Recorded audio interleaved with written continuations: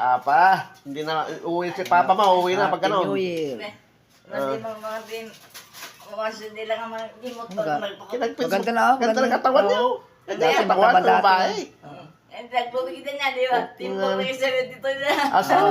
At least may katulong kang dito, tagaluto ka. Sabi na ng doktor, magpapayat kayo kung natalo. Kita. Para pagkat ng katawan niyo kung nanalo. Ante. Siguro. Kagaling sa Chucky, kakain lang namin. Yan, doon. Maya konti. Sa Chucky? Oo, nung kila uncle mo. Gig. Pe-pension mo. Ang anak na pamilya. Talo na. Talo. Oo. Itong ang lalaki may sa bahay. Ay, talo ba? Putaran na dia. Uwi na? Tapon. Ano sa ako doon? Uwin ah. Alam ko, matanda na eh. Yung edad na. Handa magtatrabaho ka diyan eh. Ano to trabaho kong na. Actually, doctor ka lang after 4 years mo ulit. Pero, doctor of medicine ka lang. Hindi ka po, wala ka pong cardiologist, hindi ka Wala. pediatrician. Wala pa yun. Opo. Tapos, Another 5 years na naman yun siguro. Opo, 3 to 5. Oh, 5 years.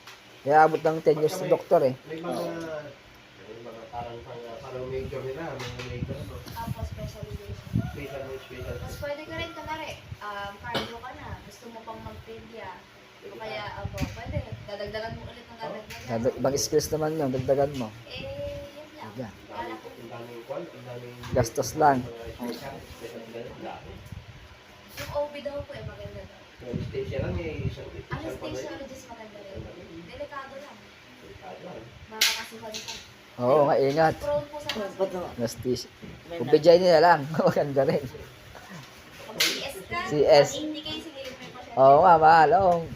Malaki ang CS. Upijay ni. Kaya sa kwarto na may bagong doktor sa... Ortho,